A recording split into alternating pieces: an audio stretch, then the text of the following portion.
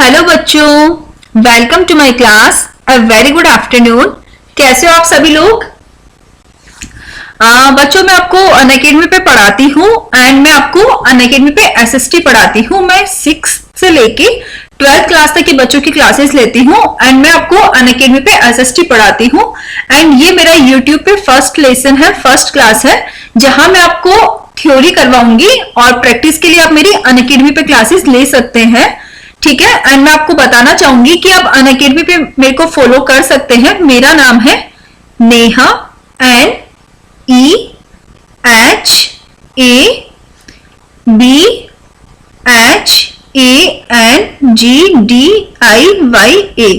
नेहा भांगड़िया। ठीक है। एंड अगर आप लोग अनअकैडमी पे कोई भी सब्सक्रिप्शन खरीदते हैं तो प्लीज मेरा कोड रेफर कीजिए। मेरा कोड है NBSS। ठीक है। इससे क्या होगा, इससे आपको 5% का डिस्काउंट मिलेगा। Here is my code NBSS। इससे आपको 5% का डिस्काउंट मिलेगा अगर आप अनअकैडमी प्लस कोर्सेज खरीदते हैं या आइकॉनिक कोर्सेज खरीदते हैं। आपको दोनों ही कोर्सेज पे 5% का डिस्काउंट मिलेगा। ठीक है। हम हमारा सेशन स्टार्ट करते हैं। तो आज हमारा जो चैप्टर है वो है रिसोर्सेज एंड डेवलपमेंट। तो मैं जस्ट आप लोगों से जानना चाहूंगी कि रिसोर्सेज क्या होते हैं, हम किन चीजों को कवर कर सकते हैं। तो हमारा फर्स्ट पॉइंट क्या कहता है, ऐसा कोई भी ऑब्जेक्ट और सब्सटेंस, ऐसा कोई भी चीज या ऐसा कोई भी तत्व, चाहे लिविंग हो या नॉन लिविंग हो, that has utility is known as resources. जिसकी भी कोई यूटिलिटी हो, कुछ भी उपयोगिता हो, वो क्या कहलाएगा, रिसोर्स कहलाएगा।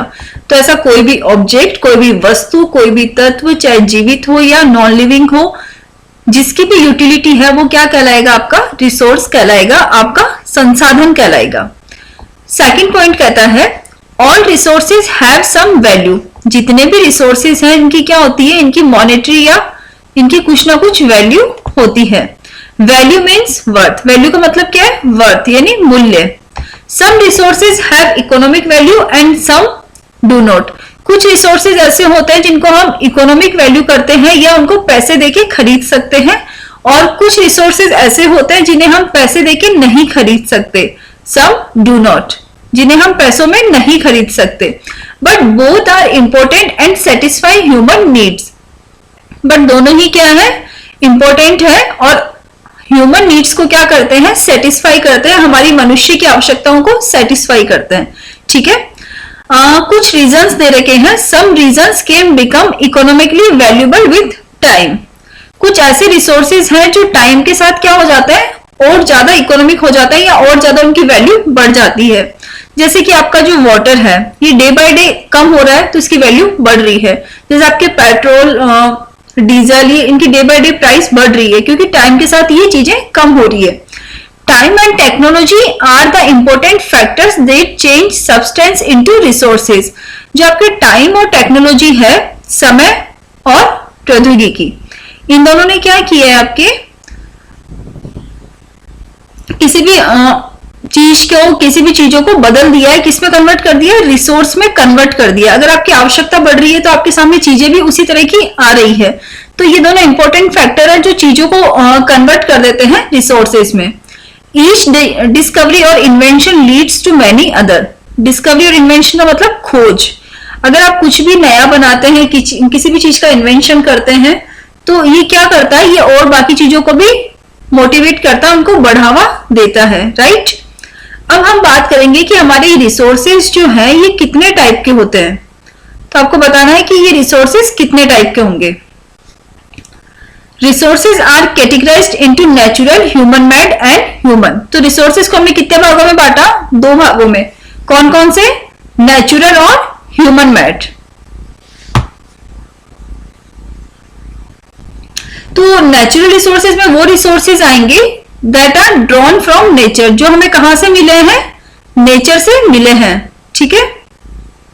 Drawn from nature and are used without much modification. और उनमें हम कुछ ज्यादा मॉडिफिकेशन नहीं करते, ज्यादा कोई बदलाव नहीं लाते, उनको डायरेक्टली हम वैसे ही यूज में लेते हैं। जैसे कि आपका एयर, वाटर, सॉइल, मिनरल्स। ये देखिए, एयर, वाटर, सॉइल, मिनरल, ये क्या है? ये नेचुरल रिसोर्सेज के एग्जाम्पल हैं। Natural resources are classified into different groups depending upon their level of development and use.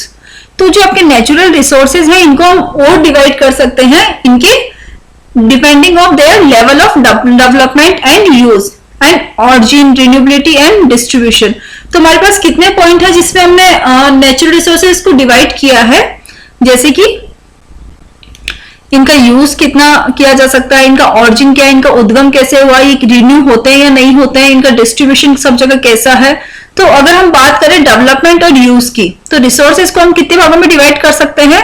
Actual और पोटेंशियल। एक्चुअल और पोटेंशियल रिसोर्सेज, इन दो भागों में डिवाइड किया हमने किसको? देयर डेवलपमेंट और यूज के हिसाब से, ठीक है। तो जो रिसोर्सेज हम एक्चुअल में काम ले रहे हैं या जो भविष्य में काम आ सकते हैं वो आपके हो गए एक्चुअल और पोटेंशियल रिसोर्सेज। अब हम बात करते हैं पोटेंशियल रिसोर्सेज की।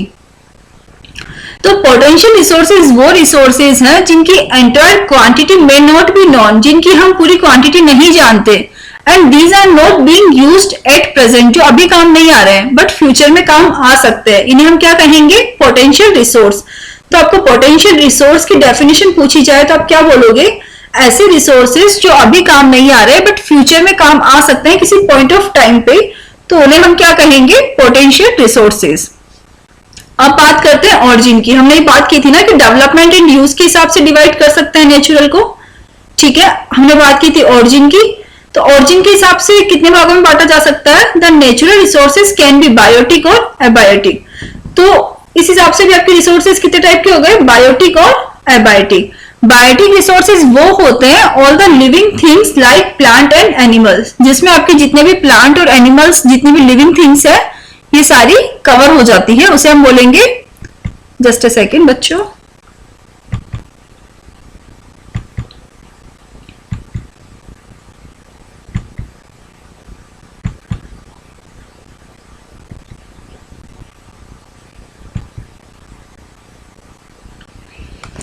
तो जितनी भी आपकी लिविंग थिंग्स है वो जब काउंट होगी तो उन्हें हम क्या कहेंगे? बायोटिक रिसोर्सेज, ठीक है। Biotic resources are include all the living things like plant और एनिमल्स। तो प्लांट और एनिमल दोनों ही आपके किस में काउंट हो रहे हैं? बायोटिक में, क्योंकि ये जीवित है, ये लिविंग ऑर्गेनिज्म है। अब हम बात करते हैं अबायोटिक की। तो अबायोटिक रिसोर्सेज वो है जो नॉन लिविंग थिंग्स है, जीवित नहीं है, जैसे कि आपकी सॉइल, रॉक, मिनरल, ये सब नॉन लिविंग थिंग्स है और ये किस में काउंट होगी? अबायोटिक में। तो हमने डेवलपमेंट के हिसाब से नेचुरल रिसोर्सेज को बांटा था, डेवलपमेंट एंड यूज, ये हमने पढ़ लिया है। ऑरिजिन के हिसाब से बायोटिक, अबायोटिक हमने पढ़ लिया है।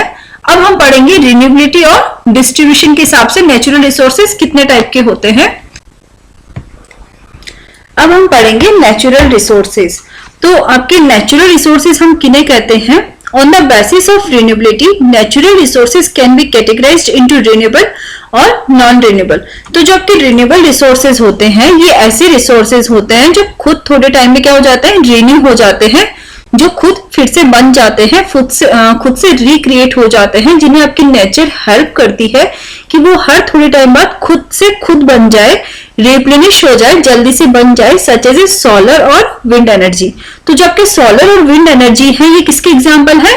रिन्यूएबल रिसोर्सेज के। अब हम बात करते हैं नॉन रिन्यूएबल रिसोर्सेज। तो जो आपके ये नॉन रिन्यूएबल रिसोर्सेज हैं ये किस तरह के रिसोर्सेज हैं? जो लिमिटेड स्टॉक में है, जिनका बहुत ज्यादा स्टॉक नहीं है हमारे प्लेनेट पे। Once the stock are exhausted, अगर एक बार ये स्टॉक एग्जॉस्ट हो गए, खत्म हो गए, it may take 1000 of years, इन्हें बनने में 1000 साल लग सकते हैं। टू बी रिन्यू, इन्हें बनने में कितने साल लग सकते हैं? 1000 ईयर्स। और रिप्लेनिश्ड सच एज ए कोयला, पेट्रोलियम और नेचुरल गैसेज, ये किसके एग्जाम्पल हैं? नॉन रिन्यूएबल रिसोर्सेज के एग्जाम्पल हैं कोयला, पेट्रोलियम, नेचुरल गैसेज। अब हम पढ़ते हैं डिस्ट्रीब्यूशन के हिसाब से। हमने ये किसके हिसाब से पढ़ा है? रिन्यूएबिलिटी के हिसाब से रिसोर्सेज की दो कैटेगरी पढ़ी है, रिन्यूएबल और नॉन रिन्यूएबल। अब जो रिसोर्सेज की जो एक कैटेगरी है वो कौन सी रह गई है आपकी? डिस्ट्रीब्यूशन के हिसाब से। तो डिस्ट्रीब्यूशन के हिसाब से आपके नेचुरल रिसोर्सेज कितने टाइप के होंगे? जस्ट अ सेकेंड,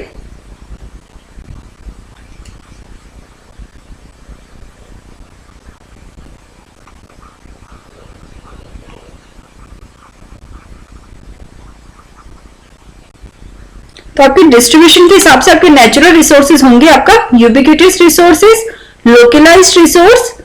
तो यूबिक्विटस रिसोर्स होते हैं, ये क्या होता है, ये हर जगह पाए जाते हैं ऑन द अर्थ। जैसे कि आपकी लैंड, वाटर, एयर, ये किसके एग्जांपल है, यूबिक्विटस रिसोर्स के, क्योंकि ये पृथ्वी पे हर जगह बराबर मात्रा में पाए जाते हैं या पृथ्वी पे हर जगह आपको मिल जाएंगे। जैसे कि आपकी सोइल। एंड लोकलाइज्ड रिसोर्स क्या होते हैं, जो पृथ्वी पे हर जगह नहीं पाए जाते, ये पृथ्वी पे कहीं कहीं मिलेंगे।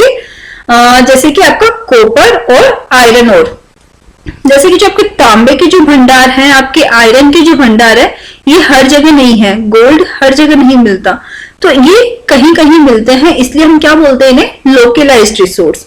नेक्स्ट पॉइंट क्या कहता है, the distribution of natural resources depend upon number of physical factor. तो जो आपके नेचुरल रिसोर्सेज का जो डिस्ट्रीब्यूशन फैक्टर है, ये बहुत सारी बातों पे डिसाइड करता है। Physical factors like terrain, climate और एटीट्यूड। जहां आप रहते हैं वहां का टेरेन कैसा है, वहां का क्लाइमेट, मौसम कैसा है, वहां कितना एटीट्यूड है, मतलब आपके लैटिट्यूड लॉन्गिट्यूड पढ़ा होगा आपने। तो आपकी जो भी लोकेशन है, वहां की टोपोग्राफी कैसी है, इन सब फैक्टर्स पे ये सारी चीजें डिसाइड करती है। नेक्स्ट है the distribution of resources is unequal across the earth. जितने भी आपके रिसोर्सेज हैं, इनका पूरी पृथ्वी पे डिस्ट्रीब्यूशन बराबर नहीं है, कितना अलग अलग है, अनइक्वल है। ठीक है, ये तो हो गया हमारे नेचुरल रिसोर्सेज, जिसकी हमने कितनी सारी कैटेगरीज पढ़ ली। फर्स्ट हमने पढ़ा था यूज एंड डिस्ट्रीब्यूशन के हिसाब से, एक बार जस्ट रिमाइंड करा देती हूँ। पहले हमने पढ़ा था डेवलपमेंट एंड यूज के हिसाब से, तो कौन कौन से पढ़े थे हमने, एक्चुअल और पोटेंशियल रिसोर्सेज। ठीक है, फिर हमने पढ़ा था ऑरिजिन के हिसाब से, बायोटिक और एबायोटिक को पढ़ लिया था, रिन्यूएबिलिटी के हिसाब से, रिन्यूएबल, नॉन रिन्यूएबल, और डिस्ट्रीब्यूशन के हिसाब से दो कैटेगरी कौन सी थी, यूबिक्विटस और लोकलाइज्ड। तो टोटल कितने टाइप हो गए, 2, 4, 6 और 8, टोटल 8 पार्ट हो गए नेचुरल रिसोर्सेज के। अब हम पढ़ेंगे human made resources. Human made resources क्या होते हैं, which are created from the natural resources by the human. ये ऐसे रिसोर्स है जिन्हें कौन बनाता है, आपके ह्यूमन बनाते हैं बाय नेचुरल रिसोर्सेज। ठीक है, by the human beings to produce useful product. मनुष्य क्या करता है, इनसे आपके यूजफुल प्रोडक्ट बनाता है, are known as human made resources. तो इन्हें हम किस नाम से जानेंगे, ह्यूमन मेड रिसोर्स के नाम से जानेंगे। Like road, machinery, vehicle etcetera. जो आपकी रोड है उसमें जो भी डांबर वगैरह गिराते हैं, उसमें मिट्टी भी गिरती है, बहुत सारी चीजें गिरती है। तो मशीनरी जो भी बना, तो जैसे मशीनरी बनी है स्टील की, स्टील है तो क्या नेचुरल रिसोर्सेज, बट उसमें और भी कोई मेटल मिलाया या कुछ मशीन बनाई, तो इस मशीनरी को बनाया किसने है, ह्यूमन ने ना। तो नेचुरल रिसोर्स से जब आप कोई चीज बनाते हो, मशीनरी बनाते हो या रोड बनाते हो या व्हीकल, आपकी जो गाड़ियां हैं वो बनाते हो, तो ये सारे किस कैटेगरी में आएंगे, ह्यूमन मेड रिसोर्स की कैटेगरी में आएंगे। ठीक है, ये हमारी लास्ट स्लाइड है। And technology is also a human made resource. जो आपकी टेक्नोलॉजी है, जैसे भी आप टीवी देखते हो, लैपटॉप चलाते हो, फोन चलाते हो, तो ये पहले तो नहीं थे, ये आज के टाइम हम चला पा रहे हैं। क्यों, क्योंकि ह्यूमन ने इतना इन्वेंशन किया, इतनी खोज की, इतना खुद को इन्वेंट किया, इन्वेंशन किया, तो जो आपकी टेक्नोलॉजी है ये भी क्या है, ह्यूमन मेड रिसोर्सेज है। ठीक है, नेक्स्ट पॉइंट है human resources. Human resources refer to the number and abilities of the people. Human resources में हम किसको रेफर करते हैं, लोगों की संख्या और लोगों की काबिलियत को। लोगों को लगता है कि वो नेचर का और नेचर से बहुत सारी चीजें क्रिएट कर सकते हैं, बट जो खुद का ह्यूमन का खुद का जो नॉलेज है, उनकी जो खुद की स्किल्स है, खुद की निपुणता है, खुद की जो टेक्नोलॉजी है, वो उस चीज को भूल जाते हैं कि उनका खुद का कितना बड़ा टैलेंट है। वो अपने आप में एक रिसोर्स है, अपने आप में एक संसाधन है, क्योंकि उनकी काबिलियत, उनकी एबिलिटी, उनकी वजह से ही हम कुछ इन्वेंट कर पाते हैं, कुछ आविष्कार कर पाते हैं। People are human resources. तो आपके लोग क्या है, आपके ह्यूमन रिसोर्सेज है। Human resources development refers to the improving the quality of people's skill. Human resources ये रेफर करता है कि लोगों की जो क्वालिटी है लाइफ की, उसको किस तरह से इंप्रूव किया जाए, लोगों की स्किल्स को किस तरह से बढ़ाया जाए, जिससे वो और ज्यादा रिसोर्स क्रिएट कर पाए। ठीक है, अब हम पढ़ते हैं कंजर्विंग रिसोर्सेज। कंजर्व का मतलब होता है संरक्षित करना या सुरक्षित रखना। तो हम हमारे रिसोर्सेज को किस तरह से सुरक्षित रख सकते हैं? Conservation of resources refers to using natural resources carefully. आपका कंजर्वेशन क्या कहता है कि आपके जितने भी नेचुरल रिसोर्स हैं आप उनको बहुत सोच समझ के यूज करो, उनका मिसयूज मत करो, क्योंकि हमारी प्लेनेट, हमारी धरती पे जितने भी रिसोर्सेज हैं ये बहुत ही लिमिटेड हैं। अगर आप इनका यूज करते जाओगे तो बेटा हर चीज का एक एंडिंग पॉइंट होता है ना, तो एक टाइम ऐसा आएगा कि आपके रिसोर्सेज खत्म हो जाएंगे, so that they could be renewed and continue to be used in further. तो आप चीजों को इस तरह से यूज करो कि वो फिर से रिन्यू भी हो पाए और आपके आने वाली फ्यूचर जनरेशन भी उनका यूज कर पाए, या आप खुद भी फ्यूचर में उनका यूज कर सको। सेकेंड पॉइंट कहता है sustainable use of resources refer. जो सस्टेनेबल डेवलपमेंट की हम बात करते हैं, एसडीजी गोल की, सुना होगा आपने, तो ये क्या कहता है कि आपके जितने भी रिसोर्स हैं आप उनको यूटिलाइज करो अच्छे से एंड बैलेंस बना के चलो कि आपकी जो खुद की जरूरत है वो भी सेटिस्फाई हो जाए और उन्हें भविष्य के लिए कंजर्व करके रखो फॉर फ्यूचर जनरेशन। आप अपना ही मत सोचो, इतने सेल्फिश मत बनो, आप ये सोचो कि आपके आने वाली जनरेशन भी यूज कर सके उन चीजों का। अगर पानी की कमी होगी तो वो लोग क्या पी के जिंदा रहेंगे, right? It is our duty to ensure that all use of renewable resources are sustainable। ये हमारी ड्यूटी बनती है कि हम जितने भी रिसोर्सेज का यूज करते हैं उनको सस्टेनेबल तरीके से यूज करें, उनको अच्छे से यूज करें। The diversity of the life on the earth should be conserve. तो पृथ्वी पे जो डाइवर्सिटी है लाइफ की, उसको भी हमें क्या करना चाहिए? कंजर्व करना चाहिए। हमारे यहाँ पे जो डाइवर्सिटी, जैसे आपको बायोडाइवर्सिटी है, पेड़ पौधे हैं, जंगली जानवर, एनिमल्स जो भी है, उन सबको कंजर्व करना चाहिए, क्योंकि ये हमारे इकोसिस्टम को बैलेंस करते हैं। अगर सारे पेड़ कट जाएंगे, ऑक्सीजन का लेवल कम हो जाएगा, जानवर मर जाएंगे, तो पूरा आपका बैलेंस बिगड़ जाएगा इकोसिस्टम का। तो हमें हमारी बायोडाइवर्सिटी जितनी भी चीजें हैं सबको कंजर्व करना होगा। The damage to natural environment system should be minimised. तो हमें इतना सेल्फिश नहीं बनना है, हमें हमारे नेचुरल सिस्टम को कंजर्व करना है। जितने भी चीजें हैं, जितनी भी हमारी जरूरतें हैं, उन्हें मिनिमाइज करना, ताकि हमारा जो भी सिस्टम है, इकोसिस्टम है, वो वेल फंक्शनिंग करता रहे, अच्छे से चलता रहे। तो बच्चों आज के इस चैप्टर में हमने इतना ही रखा है, और इसकी जो एमसीक्यूज है वो मैं आपको अनअकैडमी पे कराऊंगी। तो आप लोग मुझे अनअकैडमी पे फॉलो कर सकते हैं। क्लास 8 में जाके क्लास 8 आप गोल लिखेंगे एंड आप वहां जाके मुझे फॉलो कर सकते हैं। एंड मेरा नाम है नेहा, BHANGDIYA, ठीक है? तो आप मुझे वहां जाके फॉलो कर सकते हैं। इसकी जितने भी प्रैक्टिस क्वेश्चन है मैं आपको अनअकैडमी पे कराऊंगी, एंड आप लोग मेरे से टेलीग्राम पे जुड़ सकते हैं। अगर आपको किसी भी तरह का डाउट है, कुछ समझ नहीं आ रखा है, तो आप लोग मुझे टेलीग्राम पे फॉलो कर सकते हैं। मेरी आईडी है @BHANGDIYA, ठीक है? ये मेरी टेलीग्राम आईडी है। आप लोग मुझे यहाँ मैसेज कर दीजिएगा अगर आपको कुछ समझ नहीं आता है, ठीक है बच्चों? ये मेरा फर्स्ट क्लास था और मैं डेली आपकी इसी तरह से क्लासेस लूंगी, और मैं आपका पूरा सिलेबस कोशिश करूंगी कि मैं विद इन 1 मंथ करा दूं, ठीक है बच्चों? अगर आपको सेशन अच्छा लगता है तो प्लीज लाइक कीजिए एंड ज्यादा से ज्यादा चैनल को सब्सक्राइब कीजिए, ताकि आपको नोटिफिकेशन मिलते रहे, और प्लीज क्लास को ज्यादा से ज्यादा शेयर कीजिए, ठीक है बच्चों? Thank you, bye bye.